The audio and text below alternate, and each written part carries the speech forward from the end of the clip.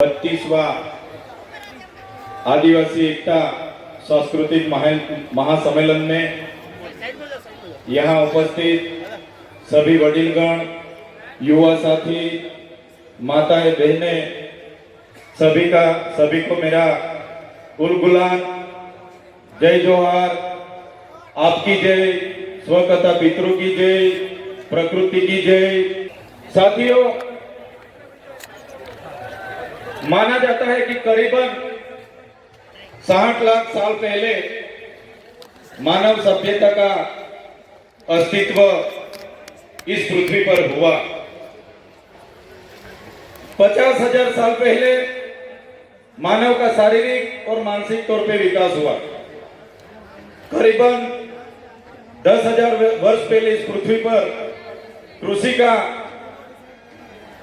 का शुरुआत हुई। जब से कृषि की शुरुआत हुई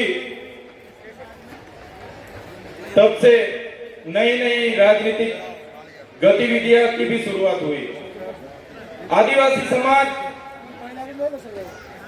की जीवन खूब सरल और संवेदनशील था। साथ ही प्रकृति पूजक और प्रकृति मूल्यों पे चलने वाला था। सहकारिता पर टिका हुआ था। खुद आदिवासी समाज स्वायत्तता, स्वतंत्रता और स्वावलंबन था।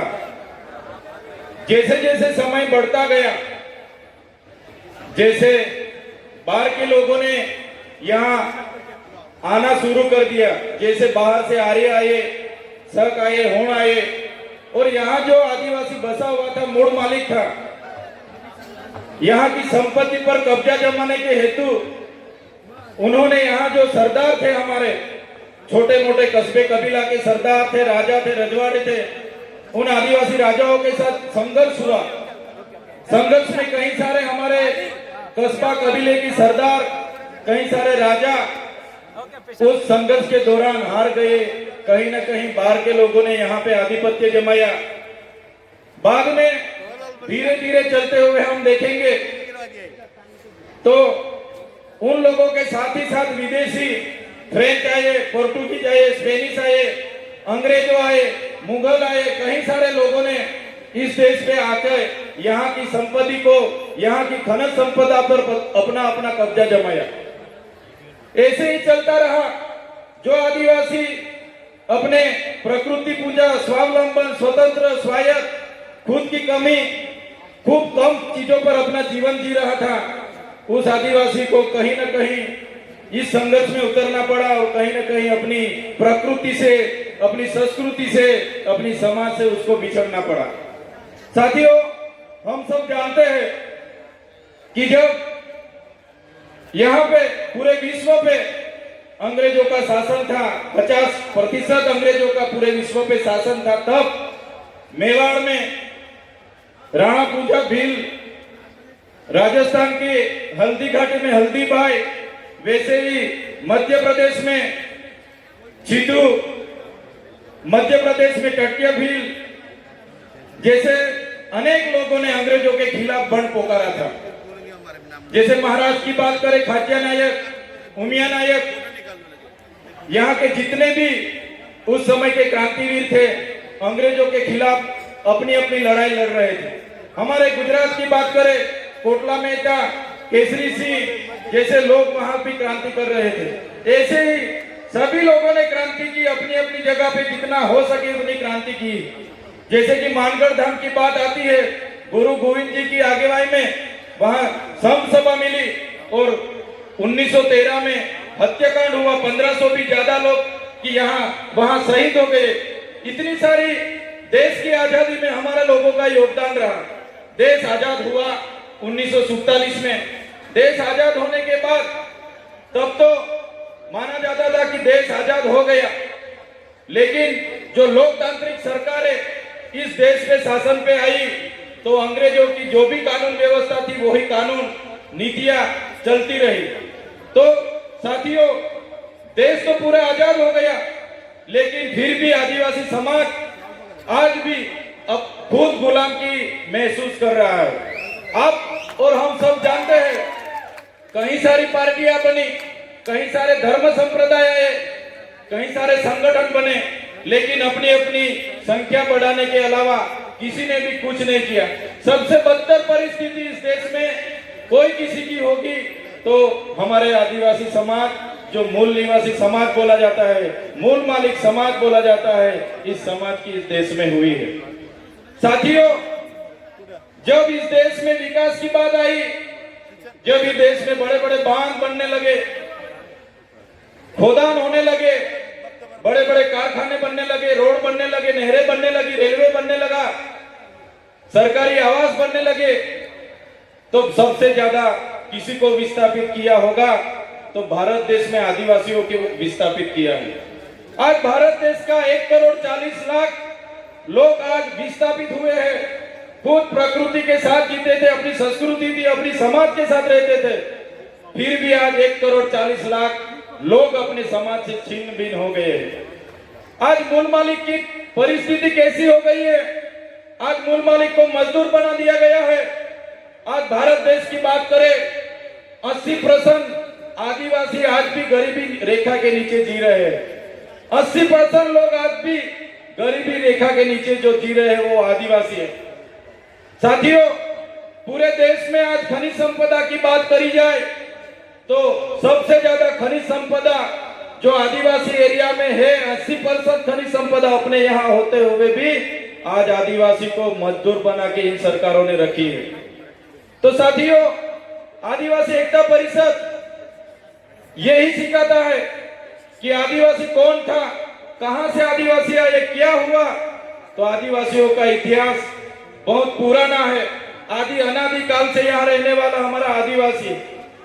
इतने सारे देश की आजादी स्वतंत्रता संग्राम में हमारा योगदान रहा, देश के विकास में हमारा योगदान रहा, जहां भी जरूरत पड़ी हमारे लोगों ने अपनी जमीन दे दी। आज आदिवासी 50% आदिवासी के पास अपनी खुद की जमीन नहीं है। आज देश में 8% आदिवासी बस रहा है, लेकिन आज देश में 1% भी जमीन आदिवासी के पास नहीं है। साथियों, ये मूल मालिक की हमारे देश में ये हालत इन सरकारों ने बनाई है। तो साथियों, यही बात हम करते हैं और आज भी यही बात इस मंच से करेंगे कि जिस तरह देश में हमारी परिस्थिति हो गई है, कितनी भी सरकारें आएगी, हम भी आएंगे, जीतेंगे, एमपी बनेंगे, एमएलए बनेंगे, मंत्री बनेंगे, जितनी भी पार्टियां आएंगी, जो गैर आदिवासी की पार्टी होगी वो रिमोट उनके पास रखेगी, हम मंत्री तंत्री या कुछ भी हो जाएंगे, लेकिन आदिवासी की बात रखने के लिए कोई हमारे सामने नहीं आने वाला। साथियों, हम मन से हर बार कहते रहे, आज भी यही बात दोहराएंगे कि हम जिस इलाके से आते हैं वो आदिवासी इलाका है। हम अपनी आदिवासी एसटी सर्किल से अनामत रिजर्व बैठक से एमएलए बने हैं, तो जब भी हमारे समाज के लिए लड़ना होगा, जब भी हम हमारे समाज के लिए बोलेंगे, जब भी हम हमारा भील प्रदेश के लिए बोलेंगे और हमारी पार्टी जिस दिन हमें रोकेगी उस दिन हमारे पार्टी के लिए हम पहले रिजाइन करेंगे। साथियों, आदिवासी का उत्थान, आदिवासी का उत्थान, आदिवासी का स्वायत्त राज होगा तभी आदिवासी का उत्थान होगा। आज आदिवासी एमएलए एमपी बने हैं, लेकिन जो मेन पोस्टिंग है, सीएम है, वो आदिवासी नहीं है। ट्राइबल एडवाइजरी की कमेटी आदिवासी के नहीं है, यहाँ के अधिकारी एनजीओ हमारे आदिवासी के नहीं है, इसलिए आज आदिवासी के बारे में कोई सोच नहीं रहा है। साथियों, आजादी के 78 साल हो गए, आज सरकार अमृत काल मना रही है, अमृत महोत्सव मना रही है। आज सरकार कह रही है कि विकास हो गया, विकास हो गया, विकास हो गया। ऊंची ऊंची प्रतिमा बना देने से, बड़े बड़े बिल्डिंग बना देने से, बड़े बड़े बांध बना देने से, अच्छे अच्छे रोड बना देने से आदिवासियों का विकास नहीं होगा। आदिवासियों का विकास तब होगा जब आदिवासियों का स्वशासन आएगा, जड़ जंगल जमीन और खनिज संपदा पर आदिवासियों का अधिकार होगा, अनुसूची 5 लागू होगी, पैसा 1 लागू होगा, सीएम आदिवासी होगा, ट्राइबल एडवाइजरी कमेटी का आदिवासी होगा, तब आदिवासी का विकास होगा। आजादी के 78 वर्ष के बाद भी आज हम लोग हमारे एरिया में टीचर के लिए आंदोलन कर रहे हैं, सड़क के लिए आंदोलन कर रहे हैं, डॉक्टर के लिए आंदोलन कर रहे हैं, रोड रास्ते के लिए आंदोलन कर रहे हैं, पीने का पानी के लिए आंदोलन कर रहे हैं। तो कब तक आंदोलन करते रहेंगे, कब तक धरना देते रहेंगे, कब तक लड़ेंगे, जीतेंगे, जिंदाबाद मुर्दाबाद करते रहेंगे। साथियों, अभी किसी भी तरह की जिंदाबाद मुर्दाबाद करने के लिए हम तैयार नहीं है। अगर सरकार हमारा विकास करना नहीं चाहती, आने वाले दिनों में हम भील प्रदेश बना के रहेंगे।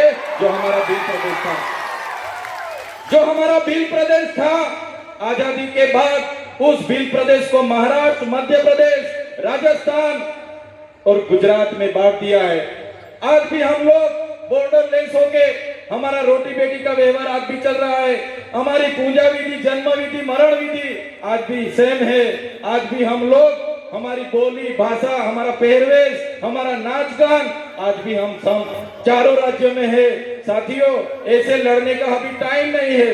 सरकार को हम बोलना चाहते हैं, सरकार ऐसे ही करेगी। विकास के नाम पे हमको छिन्न भिन्न कर रही है, हमको बांट रही है, धर्म संप्रदाय के नाम पर बांट रही है।